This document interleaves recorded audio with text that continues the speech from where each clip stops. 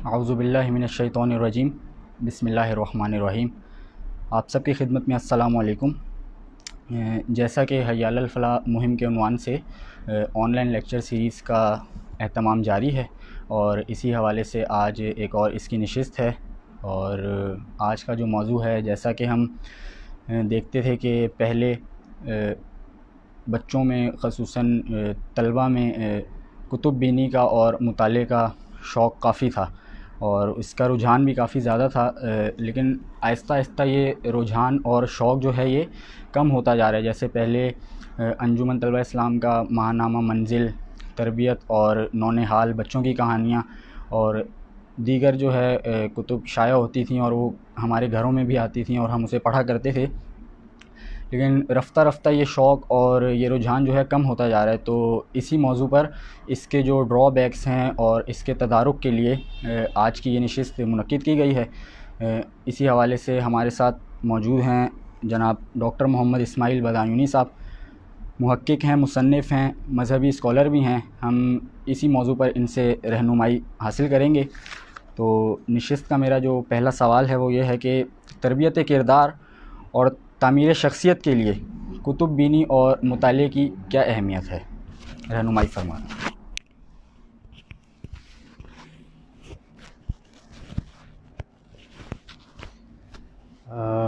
پہلے تو بہت شکریہ آپ کا، اور انجمن طلبہ اسلام کی حی علی الفلاح مہم اللہ کریم اسے کامیاب کرے۔ بنیادی طور پہ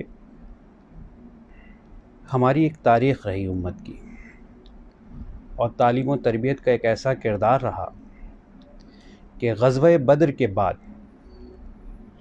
جب کفار مکہ گرفتار ہوئے تو بہت سارے قیدیوں کا فدیہ یہ قرار پایا کہ اتنے مسلمان بچوں کو اگر آپ یہ سکھا دیں تو آپ کے کو رہا کر دیا جائے گا۔ اور پھر تاریخ ہماری اس قدر روشن ہے کہ کچھ ہی عرصے کے اندر جب اسپین تک مسلمان پہنچ گئے تو مسلمانوں کی شان و شوکت بہت زیادہ بڑھ گئی، نظر آتی تھی، تاریخ کا حصہ ہے۔ اس میں ایک بہت بڑا کردار تعلیم و تربیت کا رہا۔ بغداد کی ایک بڑی تاریخ ہے کہ مسلمانوں کی تعلیم و تربیت پہ بڑا فوکس رہا، علماء اکرام کی بڑی عزت رہی، اور ہمیشہ یعنی قرآن نے بھی یہ بیان کیا، یا ایھا الذین آمنوا قوا انفسکم واہلیکم نارا وقودھا الناس والحجارہ، کہ اے ایمان والوں، اپنے آپ کو اور اپنے اہل و عیال کو اس آگ سے بچاؤ جس کا ایندھن انسان اور پتھر ہے۔ اب دیکھیے، یہ ایک بہت بڑی ذمہ داری ہے ہر والد کے اوپر، ہر والدہ کے اوپر، ہر استاد کے اوپر، اور بحیثیت قوم کے لیڈر کے، رہنما کے، رہبر کے، کسی تنظیم کے سربراہ کے، یہ ایک بڑی بنیادی ذمہ داری ہے ہماری کہ ہم اپنے باپ کو اور اپنے بچوں کو اس آگ سے بچائیں جس کا ایندھن انسان اور پتھر ہے۔ اب دیکھیے، ایک بہت چھوٹی سی ایک مثال دیتا ہوں آپ کو۔ اندھیرے میں ہم جا رہے ہوں، گپ اندھیرا ہے، اور اگر راستے میں کوئی ایسا گڑھا آ جائے کہ جو بہت گہرا ہے تو اس میں ہم گر کے ہلاک ہو سکتے ہیں۔ کیا کبھی ہم اپنے بچے کو ایسے راستے پہ جانے دیں گے جہاں بہت گھپ اندھیرا ہے، کسی گڑھے میں گر کے ہلاک ہو جائے یا زخمی ہو جائے؟ نہیں جانے دیں گے۔ ہم چاہیں گے کہ وہاں روشنی ہونا بہت ضروری ہے تاکہ اس گڑھے سے بچا جا سکے۔ اسی طرح سے آج کا جو دور ہے، آج کا دور بہت خطرناک ہے۔ سوشل میڈیا پہ بہت ساری چیزیں آ رہی ہیں، بہت ساری چیزیں انٹرنیٹ کی دنیا میں موجود ہیں۔ بچہ کیا دیکھ رہا ہے، کیا نہیں دیکھ رہا۔ اب اس کا سفر جو طے ہونا ہے، یہ جو راستہ ہے، یہ جس راستے پہ جا رہا ہے، یہاں ہے گپ اندھیرا، اور اس کے لیے روشنی چاہیے، اور روشنی ہے وحی الہی کی۔ اب وحی الہی کی روشنی میں یہ سفر طے کرے گا تو یہ کسی بھی گمراہی کے گڑھے میں گرنے سے محفوظ رہے گا، اور جہاں وحی الہی کی روشنی سے ادھر ادھر ہوا تو یہ کسی بھی گمراہی کے گڑھے میں گر جائے گا۔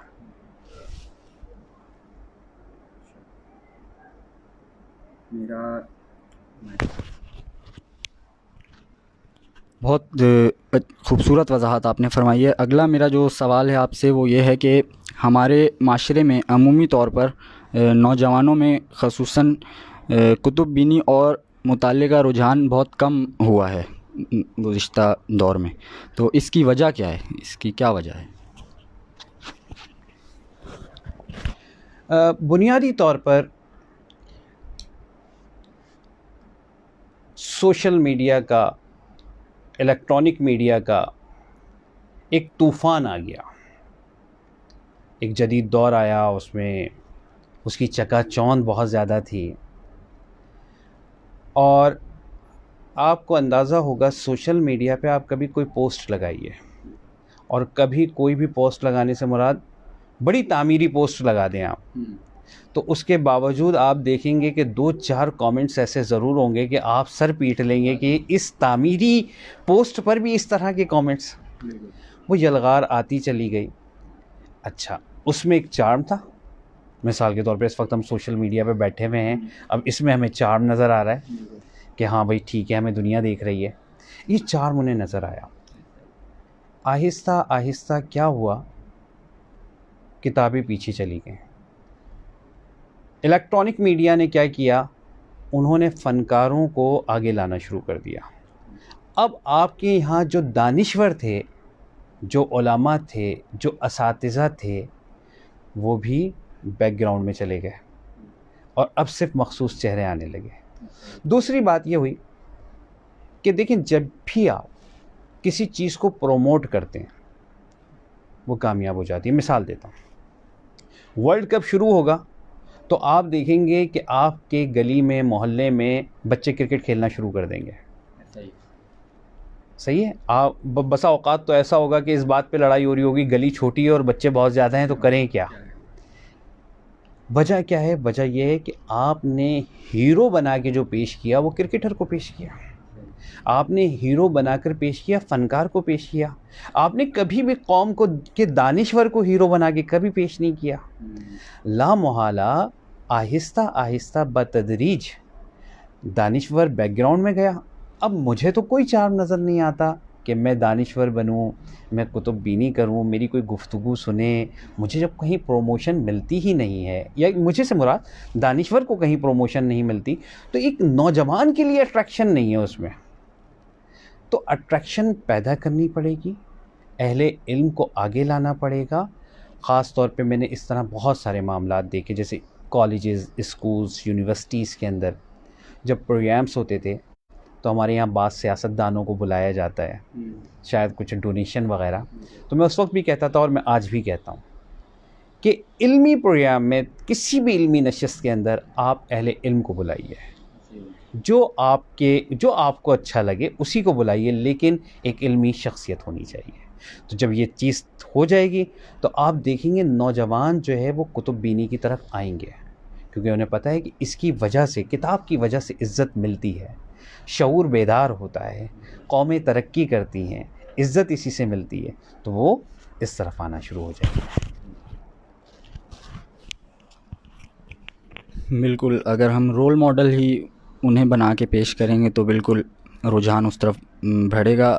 اگلا سوال یہ ہے کہ والدین بچوں کو مطالعے کی جانب کیسے راغب کریں؟ اس میں ایک میں آپ کو اور چیز شیئر کرتا چلوں کہ آپ اس میں ابھی رہنمائی فرمائیں گے کہ ہمارے گھر میں بھی جیسے ایک روم ہے، اس کو ابھی گزشتہ کچھ دنوں پہلے ہی والد صاحب نے اس کو باقاعدہ طور پہ مختص کر دیا اس کو، یعنی اس میں شیلفس لگا کے، اس میں ٹیبل وغیرہ رکھ کے، اس میں صرف کتابیں پڑھی ہیں، اور ہر بچے کو اس میں ہے کہ آپ نے اس روم میں جانا ہے اور اپنی پڑھائی کا جو بھی اپنے کالج کا، یونیورسٹی کا جو بھی کام ہے، یا اس کے علاوہ کوئی آپ کی کتابیں ہیں وہ آپ نے پڑھنی ہیں. تو اسی طرح والدین بچوں کو مطالعے کی جانب راغب کیسے کریں؟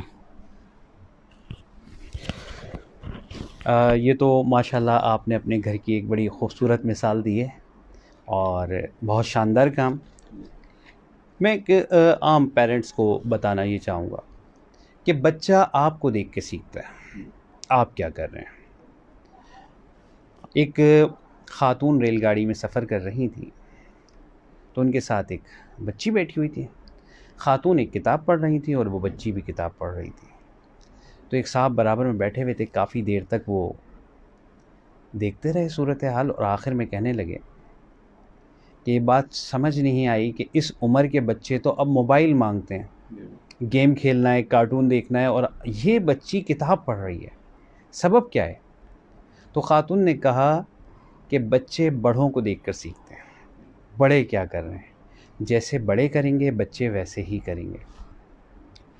اس میں ایک چیز بہت اچھی ہو سکتی ہے, جیسے ہم نے کچھ کتابیں لکھی اور دیگر لوگوں نے بچوں کے لیے کچھ اچھا لٹریچر لکھا ہے, تو ہونا یہ چاہیے کہ گھر میں ایک نشست رکھیں. مثال کے طور پہ 7-8 بچے جمع ہو گئے, بہن کے, بھائی کے, ان کے بچے بھی آ گئے, ایک دائرہ بنا لیجئے, اور اب جو ہے وہ آپ ایک بچے سے کہیں آپ ریڈنگ کرو, اس کے بعد دوسرے بچے سے سوال کریں اس میں سیکھا کیا ہم نے. کچھ اس طرح سے ایک کہانی ہوئی, پھر تھوڑی دیر بعد دوسرے بچے سے دوسری کہانی پڑھوائی, آدھے 1 گھنٹے کی یہ نشست ہوئی, اور کہا جو سب سے اچھی ریڈنگ کرے گا, جس کی سب سے کم غلطیاں آئیں گی, تو اس کو ہم فالودہ کھلائیں گے, اس کو آئس کریم کھلائی جائے گی. تو اس طرح سے بچوں کے اندر ذوق و شوق بھی پیدا ہوگا. اچھا, اس کے ساتھ ایک اور چیز بھی, اس کہانی سے متعلق کوئی نیا سا سوال بھی کریں. بچے چھوٹے ہیں, ایک مثال ہے, کوئی کہانی آپ نے سنائی, ہوائی جہاز کیسے بنا تھا, یہی کہانی سنا دی, تو آپ اس بچے سے اب ایک سوال بالکل ہٹ کر اس سے کہ اچھا بیٹا, اگر آپ ہوائی جہاز میں ہوں, سفر کر رہے ہوں, تو آپ زمین پر کیا کیا چیزیں دیکھیں گے. تو یہ ایک سوال ہے. اسی طرح سے کچھ اس طرح سے سوال کہ بھائی موٹر سائیکل کا پہیہ گول ہے, اگر چوکور ہوتا تو کیا ہوتا, تو اس بچے کے اندر دلچسپی بھی پیدا ہوگی. بہت بہت خوبصورت, ماشاء اللہ.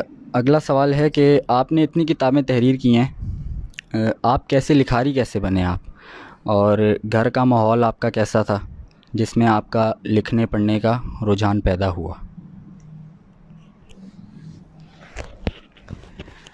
ویسے بنیادی بات یہ تھی کہ میرے والد صاحب خود عالم دین تھے, پروفیسر تھے.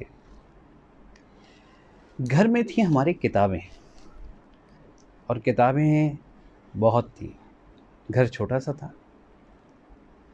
اور جو اہل علم ہیں وہ اس بات کو میرے بہت اچھی طریقے سے محسوس کریں گے کہ شاید اچھا کھانا اور اچھا پہننا پسند نہ کریں, لیکن یہ کتاب لینا ضرور پسند کرتے ہیں کہ خریدیں کتاب اور پڑھیں. تو کتابیں ہمارے گھر میں بہت تھیں. تو کبھی میں سوچا کرتا تھا کہ ان کتابوں کو کون پڑھے گا, اتنی بڑی لائبریری بنا دی ہے والد صاحب نے. اور عموماً گھر میں خواتین جو ہوتی ہیں, تو میری والدہ بھی کہتی تھیں کہ بھئی اتنی کتابیں, تو ہم بھی سوچتے تھے کہ اتنی کتابیں کیا ہوگا.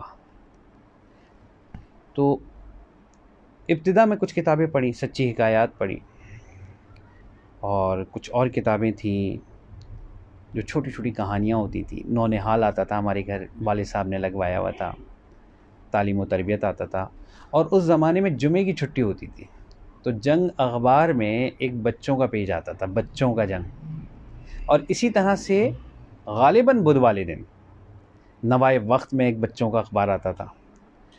تو ہم اتوار والے دن صبح صبح جلدی جاگ جاتے تھے کہ اخبار بس وہ بالکونی میں گرائے اور ہم اٹھا کر اپنا پیج پڑھیں. تو یہ ایک ذوق شوق تھا جس کی وجہ سے پڑھنے کا شوق. اس کے بعد جو ضیاء النبی کا میں نے مطالعہ کیا, پیر کرم شاہ لظری رحمۃ اللہ علیہ کی, اس سے میرے اندر بہت ذوق اور شوق پیدا ہوا. اور میں عموماً کہتا ہوں کہ اگر آپ کو پڑھنے کا شوق ہے اور آپ چاہتے ہیں پڑھیں, تو آپ ضیاء النبی کا مطالعہ کریں, اور ہونا چاہیے کم از کم بحیثیت مسلمان ضیاء النبی کا مطالعہ ہو. اچھا, اس مطالعے سے چنگاری تو موجود تھی, وہ شعلہ بن گئی. اور پھر صورتحال یہ ہوئی کہ اکثر میں اپنی آدھی تنخواہ سے کتابیں خریدتا تھا, اور میرے والد صاحب اور میں جا کے خود اردو بازار جاتے تھے اور کتابیں خرید کے لاتے تھے, اور وہ مجھے بتاتے تھے یہ کتاب لینی ہے, یہ کتاب لو, یہ کتاب لو, یہ بہت اچھی کتاب ہے. پھر اس ذوق شوق کے ساتھ پھر آہستہ آہستہ جب یونیورسٹی پہنچے ہم تو اور یہ شوق بڑھتا چلا گیا. اس کے ساتھ ہی ہم نے کہا کہ اب لکھنا بھی چاہیے کچھ، تو کچھ لکھنا شروع کیا. اب لکھنے کے بعد یہ دوسرا سوال تھا آپ کا کہ لکھنا کا معاملہ کیسے ہوا. تو ابتدا میں دیکھیں جب کوئی لکھتا ہے تو وہ کیا کرتا ہے، اللہ تعالیٰ اچھا رکھے، بڑی اچھی بات یاد آ گئی. ہمارے شمس المصطفیٰ اسدی صاحب سے ملاقات ہوئی تو انہوں نے کہا کہ سید ریاض حسین شاہ صاحب کی کتاب ایک صبح زندگی، وہ آپ ضرور مطالعہ کیجیے گا. اور وہ کتاب بھی انہوں نے پھر مجھے دی کہ یہ پڑھیے. وہ جب میں نے پڑھی تو اور اس کے ساتھ جو سید ریاض حسین شاہ صاحب کے الفاظ ہیں وہ بڑے خوبصورت انشاء پرداز ہیں، وہ شوق بڑھا. تو ہم نے اس کے بعد کیا کیا کہ لکھنے کا شوق کہ کچھ جملے ادھر سے اٹھائے، کچھ کسی اور کی کتاب سے اٹھائے، کچھ ایک آدھ مضمون ہم نے تیار کیا اور اپنے والد صاحب کے پاس پہنچ گئے، یہ ہم نے لکھا ہے. اچھا والد صاحب کو اندازہ تو تھا کہ صاحبزادے کی قابلیت اور لیاقت کتنی ہے، لکھ بھی سکتے ہیں. نہیں لکھا تو انہوں نے مجھے بتایا ایسے نہیں لکھتے، یہ تو آپ چوری کر رہے ہیں، کسی اور کا مضمون ہے تو یہ تو مناسب نہیں ہے. پھر وہ آہستہ آہستہ میری اصلاح کرتے چلے گئے کہ اسے اس طرح لکھو، اس طرح لکھتے ہیں، اس طرح لکھتے ہیں. وہ جملے بتاتے گئے، پھر میں لکھنے لگا تحریریں چھوٹی چھوٹی انہیں دکھاتا تھا، پھر وہ اس کی اصلاح کرتے تھے کہ یہ جملہ یوں نہیں یوں ہونا چاہیے. یہ ایک بتدریج ایک سفر تھا جو تقریباً 19 سال ہو گئے، جس کو 20 سال تقریباً لکھتے ہوئے. اور اس میں جو سب سے زیادہ تیزی آئی جب قلم سنبھال کے لکھنا آیا، وہ اس وقت آیا جب میں نے مختلف مفسرین کی کتب رکھی.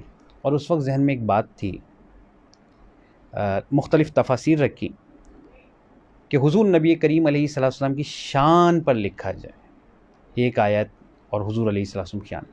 تو اس کی وجہ سے مجھے لکھنے میں بہت آسانی ہوئی. یہ کرم بھی وہیں سے ہوا اور یہ عطا بھی وہیں سے ہوئی. ماشاءاللہ، یعنی آپ کو ماحول بھی گھر سے ہی ملا اور وہیں سے ہی پھر آپ کی تربیت کا سلسلہ بھی جاری ہوا. اچھا، اسی حوالے سے جو نوجوان لکھنا چاہتے ہیں، جیسے آپ لکھا رہی ہیں، یا جو نوجوان لکھنا چاہتے ہیں یا لکھاری بننا چاہتے ہیں، آپ ان کے لیے کیا مشورہ دیں گے، وہ کیا کریں؟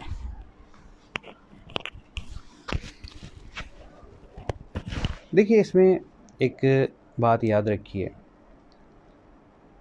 لکھنے کا تعلق ایک ایسا ہے کہ جیسے مصور، ہر شخص مصور نہیں ہو سکتا، ہر شخص ایک اچھا نعت خواں نہیں ہو سکتا. یہ خدا داد صلاحیتیں جس کو اللہ تعالیٰ کر دیں.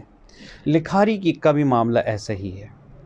لیکن لکھاری کے ساتھ، بلکہ نعت خواں کے ساتھ، مصور کے ساتھ ایک اہم بات ہے کہ مستقل لکھنا ہے. مستقل آپ نے تصاویر بنانی ہے، مستقل آپ نے ریاضت کرنی ہے، تب تو آپ چل پائیں گے. اگر آپ استقامت کے ساتھ کام نہیں کرتے تو آپ کام نہیں کر سکیں گے. اچھا، لکھاری بننے کے لیے بہت ضروری ہے کہ آپ کا مطالعہ گہرا ہو. جتنا مطالعہ گہرا ہوگا اتنی اچھی تحریر ہوگی. اگر آپ ایک پیج لکھنا چاہتے ہیں تو میں آپ سے کہوں گا 100 پیج پڑھنے کی عادت ڈال لیجیے. دوسری بات، اچھے لکھاری کیسے بنے؟ تو آپ اچھے مصنفین کو پڑھیں. مثال کے طور پہ آپ کو جو اچھا لگے، خان آصف ناول، آپ کو ناول پڑھنا پسند ہے تو آپ خان آصف کے ناول پڑھیں، نسیم حجازی کے ناول پڑھیں. انشاء پردازی آپ کو چاہیے تو آپ ضیاء القرآن کا مطالعہ کر لیں، ضیاء النبی کا مطالعہ کریں. علامہ عبدالحکیم شرف قادری رحمۃ اللہ علیہ کی کتب کا مطالعہ کریں. علامہ ارشد القادری رحمۃ اللہ علیہ کی کتب بہت شاندار ہیں، ان کا مطالعہ کریں. تو اس طرح کے جو مصنفین ہیں جنہوں نے بہت شاندار لکھا ہے، جن کی اردو بہت شاندار تھی، تو ان کو جب آپ پڑھیں گے تو آپ کو لکھنا بھی ویسے ہی اتنا ہی شاندار آ جائے گا انشاءاللہ تعالی. بالکل، کنسسٹنسی لازمی چاہیے اور گہرا مطالعہ آپ کا ہوگا. تو اسی حوالے سے اب اگلا جو سوال ہے وہ یہ ہے کہ ایک زمانہ تھا کہ مطالعے کے لیے لائبریری کی بڑی اہمیت ہوتی تھی، یہاں تک کہ ہر گھر میں چھوٹی سی لائبریری ہوتی تھی.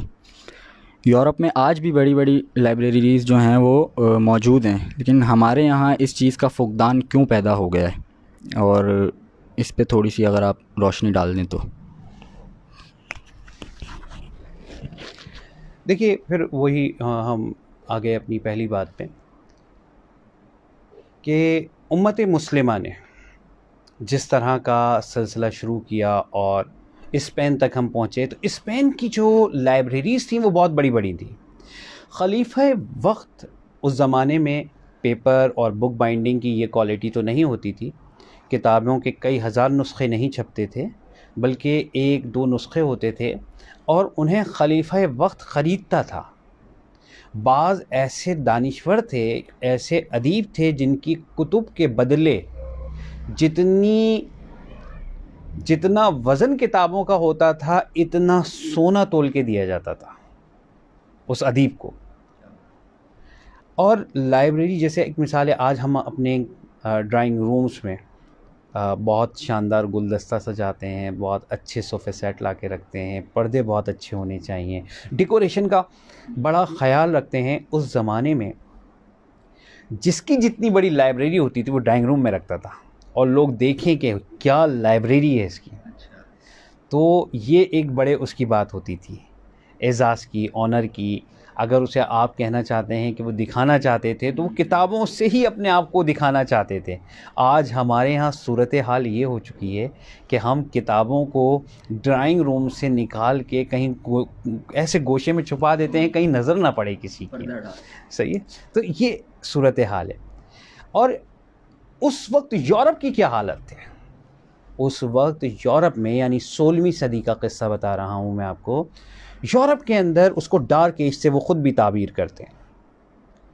وہاں ایسی صورتحال تھی کہ ان کے ہاں لائبریریز نہیں تھیں، ان کے ہاں سائنٹسٹ نہیں تھے، ان کے ہاں کتابوں کو پڑھنے کا کوئی رجحان نہیں تھا. بہت معمولی سی، جہاں 20 100 50 کتابیں ہوں بامشکل تمام کوئی ایک دو لائبریریز ایسی مل جاتی تھی. اور اسپین کے ہر گھر کے اندر لائبریری ہوتی تھی. تو آپ کو لائبریری کلچر پیدا کرنا پڑے گا. آج بھی، یعنی ہم 2021 میں بیٹھ کے بات کریں تو آج بھی یورپ کے اندر کوئی ایک کتاب جو کوئی پاپولر کتاب نہیں ہے، کوئی بہت شاندار کتاب نہیں ہے، وہ بھی کم از کم 80,000 اور 1,00,000 چھپتی ہے. آپ کے پاس، آپ ہم سے تو بہت پہلے ان کے پاس ٹیکنالوجی آ گئی تھی، لیکن آج بھی ہارڈ بک کے یہاں کی ان کے یہاں بڑی اہمیت ہے. ہمارے یہاں کوئی 1,000 کتابیں چھپ جائیں اور اسے چھاپ دیں آپ، تو وہ پبلیشر جو ہے کئی سال تک اس کو بیچنے کے لیے پریشان رہتا ہے. یورپ کے اندر ادیب کتاب لکھتا ہے اور کروڑ پتی ہو جاتا ہے. بر صغیر کے اندر ادیب کتاب لکھتا ہے اور مقروض ہو جاتا ہے. بہت خوبصورت وضاحت آپ نے فرمائی ہے. ایسا ہی ہے کہ جیسے ہم بھی ابھی یونیورسٹی سے جیسے ہماری کلاس فارغ ہوئی یا کوئی فری پیریڈ ہے یا چھٹی ہوئی، تو ہم ہونا تو یہ چاہیے کہ چلو یار اپنی یونیورسٹی کی لائبریری کے اندر ہی ہم بیٹھیں اور کچھ مطالعہ کریں. لیکن اس کے بجائے ہم دیکھتے ہی ہیں کہ جا رہے ہیں ہم، چلو یار بیٹھ جائیں تھوڑی فارغ باتیں کر لیں، یا سو گئے بچے جا کے لائبریری میں. تو آپ نے بالکل خوبصورت وضاحت فرمائی. اب جیسے کہ یہ دور ہے، انٹرنیٹ کا دور ہے، ہم نوجوان ہیں، اب لازمی سی بات ہے کہ اس چیز کو بھی آپ نگلیکٹ نہیں کر سکتے. تو لائبریری کے متبادل ہم نیٹ سے کیسے استفادہ کر سکتے ہیں؟ یہ بڑا ایک اہم ٹاپک ہے، یعنی اس پہ ہم کیسے استفادہ کریں انٹرنیٹ سے؟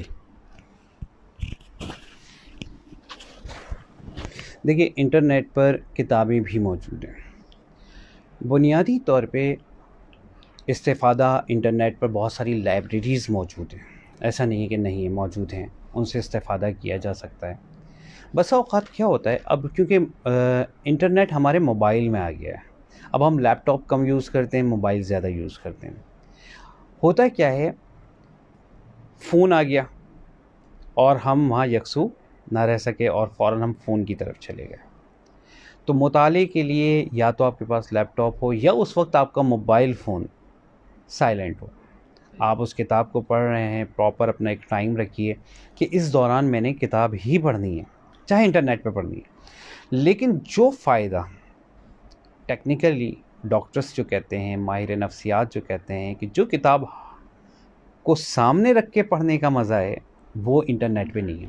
لیکن اب یقیناً کروڑوں کی تعداد میں بکس ہیں اور ہر شخص کے پاس یہ گنجائش بھی نہیں کہ اپنے گھر میں لائبریری بنا سکے، اور یہ بھی ممکن نہیں کہ ہم ہمہ وقت لائبریریز میں بیٹھ سکیں، تو یقیناً ہمیں اپنے لیپ ٹاپ پہ وہ کتاب چاہیے اور اس کا ریفرنس چاہیے یا پڑھنی ہے، تو اس کا بہت آسان سا طریقہ یہ ہے کہ آپ کچھ ٹائم مخصوص کیجئے کہ اس ٹائم کے اندر ہم یہ پڑھیں گے، تو وہ آپ اس سے پھر استفادہ کر سکتے ہیں۔ اگلا سوال ہے میرا، آپ نے بچوں کے لیے ایک آیت ایک کہانی بنام سنہری فہم القرآن اور ایک حدیث ایک کہانی بنام سیاہ ستہ لکھی ہے۔ بچوں کے لیے لکھنا مشکل کام ہے، اس طرف توجہ بھی کم ہے، تو آپ کے ذہن میں یہ سوال کیسے آیا؟ میں ایک چیز آپ کو اپنی پرسنل شیئر کروں کہ گزشتہ دنوں آپ کی جب آمد ہوئی تھی ادھر، تو آپ نے وہ تحفے میں جو عنایت کی تھی کتاب، وہ بذات خود میں نے اس کا مطالعہ کیا پہلے، تو وہ مجھے آپ کی یہ جو چیز تھی نا پرسنلی بہت انسپائر اس نے کیا کہ اس کا جب میں نے مطالعہ کیا نا، تو پھر ہمارے گھر میں جیسے بچے ہیں چھوٹے، میرے کزنز ہیں، چاچا کے بیٹے جو بھی ہیں، تو میں نے کیا پھر اس سے سوچا کہ ایک دن میں آپ کی وہ احادیث کی جو کتاب ہے اس کو میں لیتا تھا، سب بچوں کو میں نے جمع کر لیا کہ آپ آ جائیں۔ ایک ٹائم ہم نے مختص کیا ہوا تھا، وہ سارے بچے آتے تھے، اور پھر ان کو میں ایک آپ کی وہ لکھی ہوئی جو انٹرسٹنگ سی کہانی ہوتی تھی اس سے ریلیٹڈ جو آپ نے ایک حدیث لکھی ہوئی ہے وہ میں سناتا تھا۔ باقاعدہ طور پہ بچے انٹرسٹ کے ساتھ وہ سنتے تھے، اور پھر ان کو یہ ٹاسک ہوتا تھا کہ آپ نے مجھے بتانا ہے اب کل آپ نے کیا کیا ہے، آپ سے اس کو کیا آپ کو سبق حاصل ہوا ہے۔ اسی طرح جیسے ایک حدیث ہے اس میں ہے کہ سرکار نے فرمایا کھانا کھلاؤ اور سلام کرو خواہ تم جانتے ہو، تو بچے انٹرسٹ کے ساتھ وہ مجھے بتاتے تھے اگلے دن کہ ہم نے آج ابو کو سلام کیا، آج اس کو سلام کیا، آج ہم نے اتنی نیکیاں کمائیں۔ تو یہ آپ کا بڑا اچھا انیشیٹو ہے، تو آپ اس میں تھوڑی رہنمائی فرما دیں، آپ نے کیسے، آپ کو یہ خیال کیسے آیا کہ بچوں کے لیے یہ کام کرنا چاہیے؟ اصل میں ہوا یہ کہ ایک دن کالج میں ہم بیٹھے ہوئے تھے، اور میرے ایک کولیگ تھے پروفیسر طہ احمد مینائی صاحب، کمپیوٹر سائنس کے وہ پروفیسر تھے، مجھ سے کہنے لگے کہ کیا ہی اچھا ہو کہ حدیث کو اس طرح سے بیان کیا جائے کہ بچوں کے لیے، کہ بچے اس پر عمل کر سکیں۔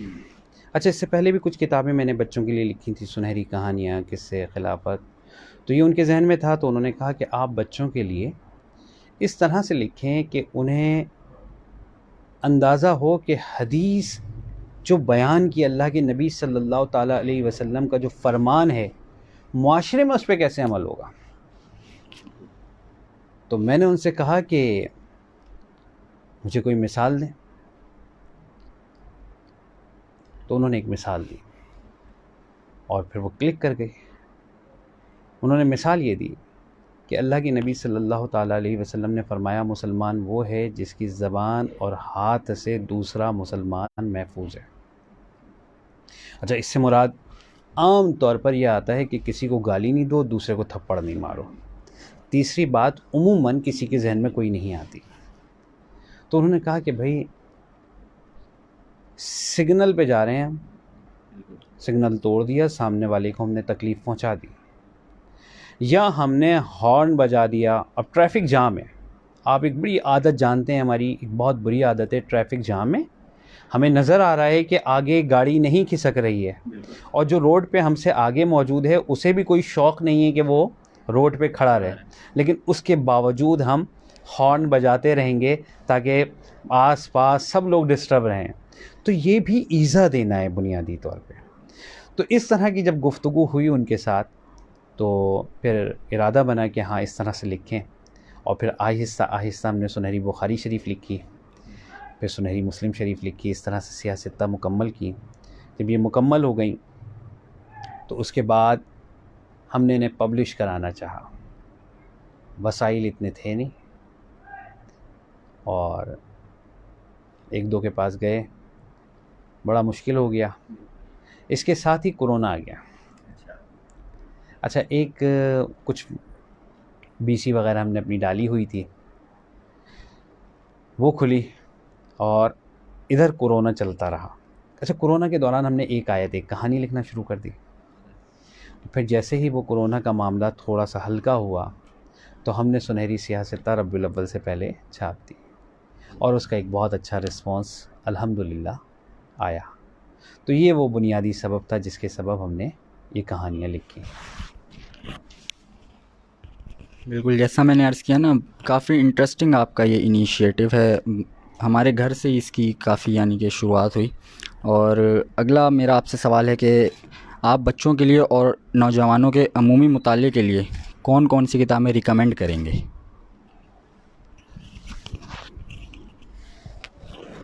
دیکھیے، ابتدائی طور پہ ایک تو آپ کا جو ذوق شوق ہو، جو آپ پڑھنا چاہتے ہیں اسے پڑھیے. انٹرنیٹ پہ بہت ساری کتابیں ہیں. ہر کتاب، ہر معلومات کے پیچھے آپ جائیں گے تو تھک جائیں گے اور آپ کی ایک مخصوص جو فیلڈ ہے اس سے ہٹ جائیں گے. اور اس وقت جو دور ہے وہ ایکسپرٹ کی تلاش ہے سب کو. ہر فن مولا اب کامیاب نہیں ہے. اب آپ کی ایکسپرٹیز کیا ہے یہ بتائیے. تو سب سے پہلے تو آپ یہ سیکھیے کہ آپ کی فیلڈ کیا ہے. اچھا، پھر اس فیلڈ میں آپ کیا پسند کرتے ہیں. مثال کے طور پہ آپ کو ناولس پسند ہے، یعنی مجھ سے کوئی پوچھے بھائی آپ، جیسے آپ کا سوال ہے کہ کیا، تو میں کہوں گا اگر آپ ناولس پسند کرتے ہیں تو نسیم حجازی کو پڑھیے. سیرت ضیاء النبی سے آپ اسٹارٹ لیجئے. زلف و زنجیر پڑھیے، علامہ ارشد القادری رحمۃ اللہ علیہ کی بہت شاندار کتاب ہے. علامہ عبدالحکیم اختر شاہجہاں پوری رحمۃ اللہ علیہ کی ایک کتاب ہے 1857 کے برطانوی مظالم کی داستان. یہ پہلے مشعل راہ کے نام سے شائع ہوئی تھی. یہ کتاب لازمی پڑھنا چاہیے. اور کچھ آپ تاریخ کے حوالے سے ضرور پڑھیں کہ امت مسلمہ کی تاریخ کیا تھی، کیا ہوا، کب ہوا، کس طرح کے سانحات پیش آئے، کس طرح کے معاملات پیش آئے، ہم نے کیسی جنگیں لڑی ہیں، کیسے رہے ہیں ہم، ہمارے معاملات کیسے تھے. تو یہ تاریخ کی کچھ کتابیں ہیں، جیسے تاریخ ابن کثیر ہے، تاریخ ابن خلدون ہے. تو اس کا بھی تاریخ ملت ہے، بہت شاندار کتاب ہے. تو اس کا مطالعہ لازمی کیجیے. ماشاء اللہ. اس نشست کا آخری سوال میرا آپ سے یہ ہے کہ یہ پروگرام انجمن طلبہ اسلام کے ساتھی بھی دیکھ رہے ہیں. انجمن کے ساتھی کیا تنظیمی ماحول پیدا کریں کہ انجمن طلبہ اسلام سے وابستہ افراد مطالعے کے لیے وقت نکالیں اور روزانہ کچھ نہ کچھ مطالعہ کریں؟ رہنمائی فرما دیں اس میں. دیکھیے، انجمن طلبہ اسلام کے لیے تو مطالعے کا معاملہ اتنا اہم ہے جیسے جسم میں ریڑھ کی ہڈی. کیونکہ آج جو صورتحال میں دیکھ رہا ہوں سوشل میڈیا پہ، اہل محبت کا انداز فکر شاید جذبات اپنے جوبن پہ ہیں اور جذبہ بالکل نہیں ہے. مقصد ایک ہوتا ہے کہ گفتار کے غازی اور کردار کے غازی. صورتحال یہ ہے کہ اب یہاں صرف اور صرف بدتمیزی رہ گئی ہے، گفتار کے غازی بھی نہیں رہے. اور مطالعہ بڑا شعور دے گا، کتاب آپ کو شعور دے گی. انجمن طلبہ اسلام کی تو اساسی طور پہ جو باتیں ہیں یا اس کی بنیاد میں کتب بینی کا ایک ذوق شوق ہمیشہ رہا، لائبریری ہمیشہ رہی.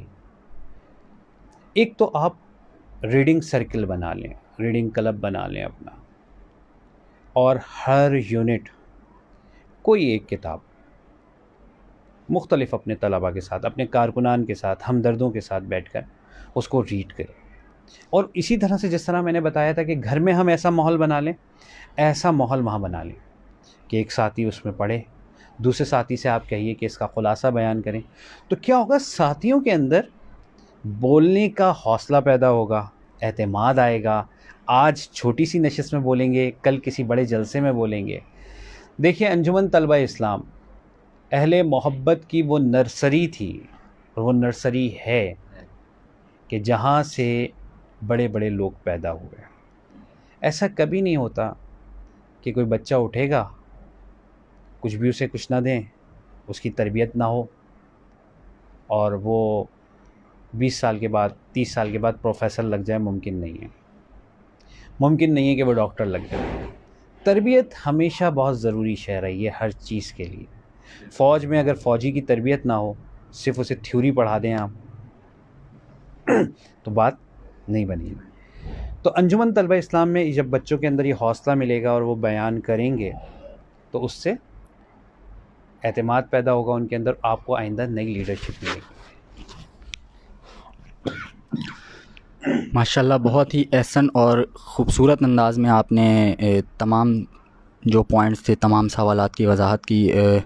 میں بیحد مشکور ہوں جناب ڈاکٹر اسماعیل بدایونی صاحب کا کہ آپ نے اپنے قیمتی وقت میں سے ہمیں چند گھڑیاں عنایت کی، اور امید ہے کہ آج کی اس نشست سے ہمیں کافی کچھ سیکھنے کو ملے گا، اور اس سے یہ ہمارے لیے بہت اثر انداز ثابت ہوگی۔ تو اسی حوالے سے آج کی اس نشست کا اختتام ہوتا ہے، اور حصول ثواب کی نیت سے اور تبلیغ دین کی نیت سے آپ جتنا ہو سکے اس پیغام کو، اور یہ جو ویڈیو پیغام آپ کے ساتھ جا رہے، جو ڈاکٹر صاحب نے باتیں بیان کی، ان کو جتنا آگے آپ پھیلائیں گے اتنا ہی اس کا اثر زیادہ ہوگا۔ تو آج کی اس نشست کا یہیں پہ اختتام ہوتا ہے۔ یہ سلسلہ انشاءاللہ 29 رمضان تک جاری رہے گا۔ آپ سب کی خدمت میں السلام علیکم ورحمۃ اللہ۔